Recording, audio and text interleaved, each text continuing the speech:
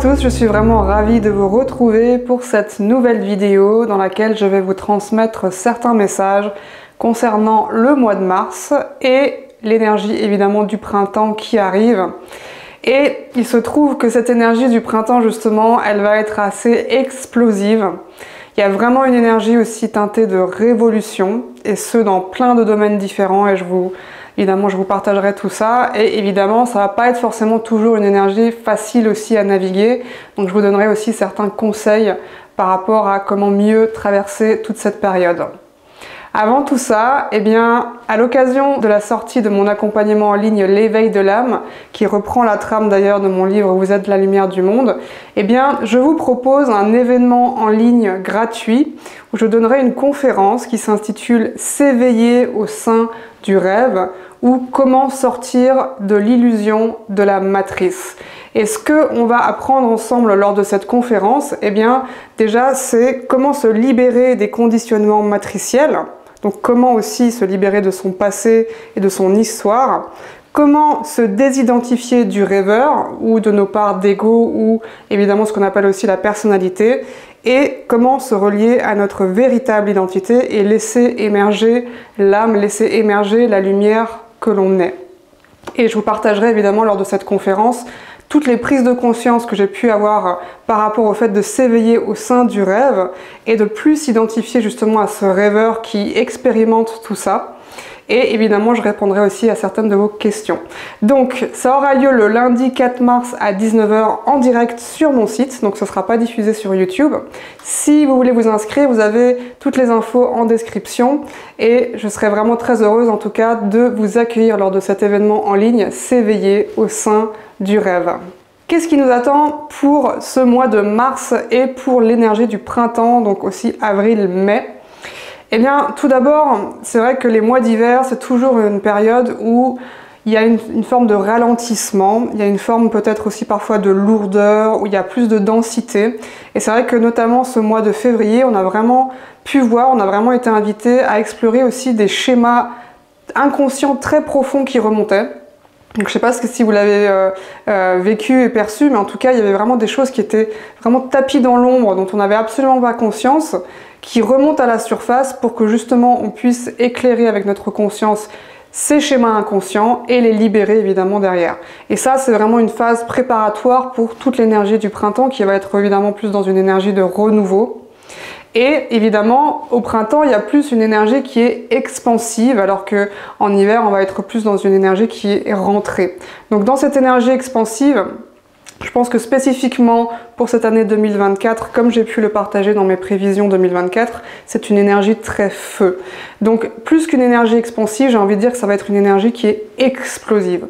Donc au lieu d'avoir une éclosion de printemps, on va avoir une explosion de printemps, ce qui veut dire que les énergies vont être très actives et accélérées, voire même très speed. Et c'est comme si dans le collectif, on passait vraiment de la tortue au lièvre. Donc c'est le lièvre qui va se mettre à courir. Cependant, il est très important, parce que ça c'est vraiment le message principal, je pense, par rapport à ça, que malgré le fait qu'on va sentir cette accélération dans le collectif, dans cette énergie très speed, c'est de rester nous dans un rythme qui est plus ou moins lent. C'est-à-dire même on est appelé à ralentir. Donc on est appelé à rester finalement dans cette énergie de la tortue, au lieu d'être dans l'énergie du lièvre. Donc par exemple en anglais on dit slow and steady wins the race, qui veut dire lentement mais sûrement on gagne la course à la fin. Et effectivement c'est vraiment très important d'intégrer cette notion-là. Et la petite anecdote, c'est que j'avais filmé cette vidéo, j'avais filmé aussi la version en anglais, et je me suis rendu compte que, je sais pas pourquoi, ma caméra en fait a filmé en mode slow motion, donc en mode ralenti. Donc concrètement, je pouvais pas utiliser les vidéos que j'ai enregistrées, j'ai dû tout recommencer maintenant. Donc sur le moment, ça m'a pas trop fait rigoler, maintenant j'en rigole vraiment parce que ça vient valider tout simplement ce message. Ça vient vraiment valider cet aspect de il faut ralentir, et il faut aussi, il y a une forme de lâcher prise finalement aussi auquel on est invité par rapport à ce ralentissement. Et Ce que j'avais aussi comme image, c'était des gens en fait qui cherchaient leur souffle, qui étaient essoufflés, notamment après avoir fait un effort ou après avoir été justement dans une énergie très active. Et donc ça nous dit aussi de prendre le temps de respirer, de reprendre son souffle, donc d'avoir des profondes inspirations et expirations, et de revenir vraiment dans le souffle, dans le centre, et tout simplement de se laisser aller dans ce ralentissement de l'énergie qui va être du coup vraiment opposé à cette autre polarité dans le collectif qui va être très rapide. Mais comme je vous l'explique souvent, eh bien, on est vraiment invité à incarner aussi l'énergie, la polarité opposée pour justement ancrer cet équilibre.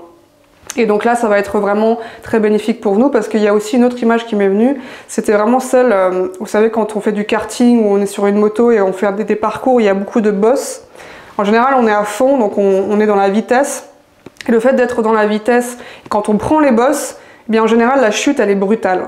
En général, c'est violent, quoi. C'est-à-dire que voilà, plus on va vite, plus c'est brutal, plus c'est violent dans les chocs. Et donc là, ce qu'on nous dit, c'est vraiment, si vous prenez toutes ces bosses à votre rythme et dans un rythme beaucoup plus lent, et bien ça va être beaucoup plus fluide en fait. Et donc vous allez arriver au bout de la course, voilà, sain et sauf, j'ai envie de dire, sans trop d'à-coups, parce que justement vous aurez pris le temps de bien vous laisser aller et d'être dans cette forme aussi de lâcher prise. Autre chose qui venait aussi très fortement, c'est, donc je vais essayer de vous l'expliquer comme je l'ai reçu, c'est ces deux réalités qui coexistaient l'une à côté de l'autre. On peut dire aussi ces deux lignes temporelles différentes, avec d'un côté la ligne temporelle avec les humains qui se réveillent, donc nous, les artisans de lumière en font partie évidemment, donc d'avoir des réveils, d'être dans une forme de transmutation, d'évolution et de guérison, vraiment en adéquation du coup avec l'ascension planétaire. Et de l'autre côté, on a le collectif humain qui est encore plongé dans l'ombre, qui est encore plongé dans cette espèce de chaos où il ne comprend pas très bien ce qui se passe et il n'est pas encore réveillé, il est encore endormi en fait cet humain. Eh bien, ces deux réalités, alors qu'on avait l'impression que vraiment elles étaient en train limite de se séparer de plus en plus, ce qui se passe maintenant, et c'est très intéressant, c'est que ces deux réalités, c'est comme je les voyais vraiment devenir transparentes et commencer à se superposer l'une sur l'autre pour fusionner ensemble en fait. Et ça, pour moi, c'est un signal très clair qu'on arrive vraiment à une étape cruciale de l'ascension planétaire, qui est tout simplement que l'humanité est prête maintenant à s'éveiller. Et l'humanité qui est prête à s'éveiller, ça veut dire l'humanité qui est prête à reprendre son pouvoir et à se relever, tout simplement.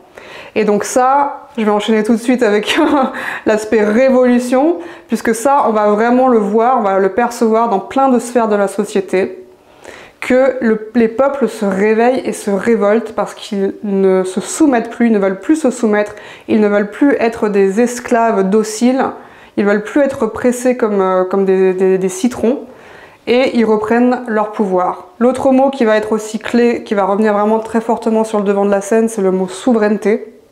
On l'avait déjà vu il y a quelques années en arrière avec la crise qu'on a connue. Maintenant, ça revient vraiment très très fortement aussi, que ce soit la souveraineté des peuples, donc les peuples qui demandent d'être souverains, mais aussi ça nous parle de notre souveraineté intérieure. Est-ce que je suis souverain dans tous les aspects de ma vie, que ce soit sur le plan énergétique, matériel, physique, émotionnel? Est-ce que je suis souverain dans mon royaume? Parce que j'aime bien souvent donner cette image de on est roi ou reine dans son royaume, on est des êtres souverains. Et rappelez-vous aussi que la souveraineté, c'est notre droit divin. Et l'humanité, elle va justement vers cette récupération et cette forme aussi d'honorer cette souveraineté tout simplement. Cette révolte, cette révolution, d'ailleurs le mot révolution, ça vient du latin revolutio, ça veut dire retournement. Ça veut dire qu'il va y avoir des retournements, les choses vont être retournées. Donc ça veut dire concrètement qu'il va y avoir beaucoup de changements. Et on a déjà pu percevoir, notamment au niveau révolte, le mouvement évidemment des agriculteurs qui a commencé dans plusieurs pays en Europe. Et ça aussi, pour moi, c'est un signal très clair de la part de la Terre-Mère. D'ailleurs, je l'ai partagé dans une capsule vidéo sur Instagram et Telegram et Facebook. D'ailleurs, j'ai commencé maintenant à poster aussi des capsules vidéo plus courtes de manière spontanée. Donc j'aime bien évidemment rentrer en profondeur dans les vidéos sur YouTube, mais maintenant j'aime bien aussi partager des messages plus spontanés que je partagerai sur Instagram, Facebook et aussi Telegram. Donc n'hésitez pas aussi à me suivre sur ces plateformes-là si vous voulez regarder ces vidéos, parce que vraiment c'est aussi une manière plus directe, parfois et plus spontanée de partager ce que j'ai envie de partager. Et donc je disais dans cette vidéo sur les agriculteurs que pour moi c'était un message fort justement par rapport au fait aussi de revenir aux bases dans notre société. Et les bases, c'est la terre, c'est l'ancrage, c'est aussi la terre nourricière. Donc pour moi les agriculteurs, c'est vraiment les artisans de la terre. Ce sont eux qui nous nourrissent. Et ça c'est un besoin primordial en tant qu'être humain. Et j'ai même envie de dire, c'est aussi une base pour la nouvelle terre. Donc d'honorer ça, et parce que évidemment les agriculteurs n'arrivent plus à survivre. Et c'est vraiment important aussi que du coup les agriculteurs se réveillent par rapport à certaines corruptions qui peuvent exister, notamment par rapport aux syndicats, qui sont vraiment pas du tout là pour défendre leurs droits, mais qui sont en fait des financiers qui les exploitent encore plus. Donc je pense qu'il y a beaucoup d'agriculteurs qui se réveillent par rapport à ça, et aussi se réveiller par rapport au fait de respecter cette terre, c'est-à-dire arrêter d'être dans un système industriel par rapport à la terre, de rendement, etc. et revenir à une agriculture qui est raisonnée, une agriculture qui est biologique, évidemment sans produits chimiques, sans OGM, et aussi évidemment une agriculture qui fait vraiment partie des circuits courts en fait. Donc arrêter d'être sous pression de l'Europe qui nous oblige à faire importer, exporter avec la concurrence qui existe vraiment aussi au niveau des prix. On a tout ce qu'il faut ici et maintenant, sur notre terre. On a dans chaque pays où on vit, donc là je m'adresse aussi à beaucoup de Français, la France est un pays absolument extraordinaire pour ça. C'est un pays d'agriculture, on a une terre très riche, on a des sols très fertiles, c'est presque un pays de cocagne, et donc on peut vraiment être souverain aussi au niveau alimentaire, et c'est aussi vers ça que l'on va. Donc j'ai trouvé ça vraiment très intéressant que les agriculteurs se soulèvent en premier, qu'ils ouvrent le bal en quelque sorte, puisqu'après il va y avoir évidemment beaucoup d'autres secteurs qui vont suivre. Ensuite il y a aussi une révolution qui se passe au niveau médiatique, et là il y a un exemple récent qui est très parlant, c'est l'interview du président russe par le journaliste Tucker Carlson, qui est allé interviewer du coup le président russe et qui a diffusé cette interview sur Twitter, et je pense que c'est une vidéo qui a fait 200 millions de vues en 3 jours, quelque chose comme ça, et ça a complètement pris de court les médias mainstream qui en fait, et là aussi c'est un signal très fort pour nous dire qu'ils sont en train de mourir en fait, ces médias mainstream. Il n'y a plus personne qui les regarde, ils ont une audience qui est constamment en baisse, ils sont en train de perdre énormément d'argent, ils sont obligés de licencier, etc. parce que les gens ne font plus confiance aux médias. Et parallèlement, il y a tout ce journalisme du coup indépendant qui émerge, et parfois même aussi le journalisme citoyen. Donc j'ai trouvé ça très parlant. Et je pense qu'on va être de plus en plus vraiment témoin de ce changement au niveau de la circulation de l'information, parce que la circulation de l'information c'est très important, la communication c'est très important. Alors évidemment il y a Internet, il y a du bon et évidemment il y a du mauvais, il y a aussi un aspect manipulation qui peut y avoir sur Internet, mais je sens vraiment qu'il y a de plus en plus de gens qui ont ce discernement tout simplement. Et d'ailleurs je suis tombée récemment par hasard sur des vidéos d'Arte qui debunk régulièrement en fait des théories entre guillemets conspirationnistes, et quand on lit les commentaires, on a 90%, 95% même des commentaires de gens qui disent qu'ils racontent des mensonges, qui sont biaisés, que c'est pas du vrai journalisme, qu'il faut que les gens s'informent, etc., etc. Et ça, je trouve que c'est vraiment, c'est vraiment génial, parce que ça nous montre vraiment, la tendance générale à ce niveau-là, et que vraiment les gens se réveillent de plus en plus, ils font leurs propres recherches, ils ont leur esprit critique, ils ont leur discernement, et du coup, ils ne sont plus manipulés, ne sont plus soumis aux masses médias, donc les médias qui diffusent en masse pour la masse des populations. Un autre sujet aussi qui va encore être présent, c'est vraiment aussi cette énergie liée à la guerre. On sait qu'il y a des foyers de conflits déjà sur la planète actuellement. Je pense évidemment à l'Ukraine, je pense évidemment au Moyen-Orient avec Israël-Palestine, mais aussi le Yémen. Et il y a aussi Taïwan, donc vraiment à surveiller. Ce que je sens aussi par rapport à ça, c'est qu'il y a toujours une tentative par les pouvoirs, par l'autorité et les médias du coup, eh bien de polariser les gens sur ces questions-là et de vraiment de faire basculer les gens dans la haine raciale, dans la haine religieuse, la haine de l'autre, la haine de son voisin, etc., etc. Et que ça va de moins en moins bien marcher. C'est pas, ce qui ne veut pas dire qu'il n'y aura pas encore des tests par rapport à ça, parce que je pense qu'il y aura encore un grand test par rapport pour diviser encore la population, et justement ça va être le test de est-ce qu'on va rester divisé ou est-ce qu'on va enfin s'unir ensemble dans la paix, dans l'harmonie, et vraiment rejoindre cette conscience de l'unité qu'on veut tous voir sur Terre. Donc je pense qu'il va y avoir pas mal de lignes qui vont bouger par rapport à ça. Et ce que je voulais dire aussi par rapport à certaines zones de conflit, c'est qu'il y a aussi beaucoup de nettoyage qui se fait en souterrain. Et si j'emploie le mot souterrain, je pense que certains d'entre vous savent de quoi je parle. Et je pense notamment voilà, au Moyen-Orient et aussi en Ukraine, il y a beaucoup de purges et de nettoyage qui se font en souterrain. Et c'est pour ça aussi que les zones sont actuellement conflictuelles. Donc ça va encore, je pense, continuer dans la période qui nous attend. Une chose que je n'ai pas eu l'occasion de mentionner dans mes prévisions 2024, c'était aussi l'aspect de la Terre-Mère qui se réveille. Puisque je vous parlais en astrologie, on a une forte conjonction qui nous attend le 21 avril, qui est une conjonction entre Uranus et Jupiter dans le signe du Taureau. Et le signe du Taureau, eh bien, c'est le signe qui est vraiment relié à la Terre-Mère. Donc, ce qui peut se passer, et ça c'est vraiment aussi parce que la Terre, elle est toujours en résonance avec l'énergie du collectif. Donc, si on est dans une énergie révolutionnaire, on est dans une énergie explosive, eh bien, on peut vraiment imaginer que la Terre-Mère, elle va être alignée évidemment sur cette énergie. Ou on peut même dire que c'est le collectif humain qui va être aligné sur l'énergie aussi de la Terre, puisque c'est elle aussi qui bat la mesure, je veux dire, dans cette ascension planétaire quelque part. Et donc, c'est très possible qu'il y ait des événements au niveau terrestre, donc il peut y avoir des secousses, des tremblements de terre, il peut y avoir d'autres volcans aussi qui commencent à se réveiller. Il peut y avoir des inondations ou des tempêtes ou des choses comme ça, ou des événements climatiques en tout cas. Et ce qu'il faut aussi avoir bien à l'esprit, c'est que les éruptions solaires, donc j'en avais parlé aussi l'année dernière, vont continuer. Donc on en a eu une très grosse là début janvier par exemple.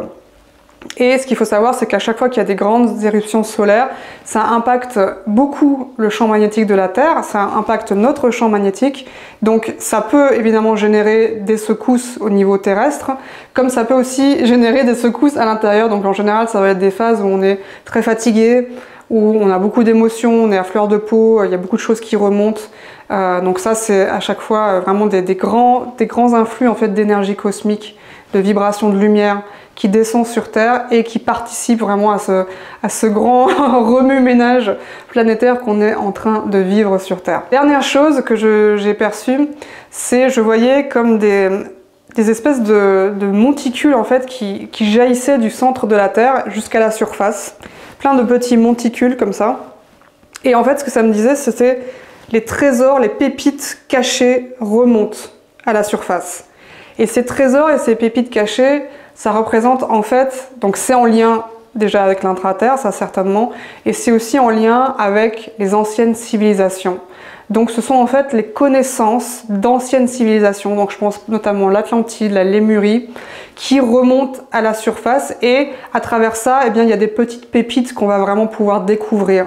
Et ça nous parle aussi de certaines mémoires qu'on peut porter de vie passée aussi, où on a vécu dans ces civilisations-là, où on récupère en fait le souvenir de l'énergie qui existait, donc c'était des énergies qui étaient beaucoup plus élevées qu'on a sur Terre actuellement, c'était des consciences plus élevées, donc on va récupérer aussi cette énergie-là. Et deuxième chose, parce que j'entendais vraiment le mot trésor, pour moi, et les pépites, on va penser peut-être à l'or, mais c'est encore un autre minéral qui m'est venu, c'est le cristal de quartz.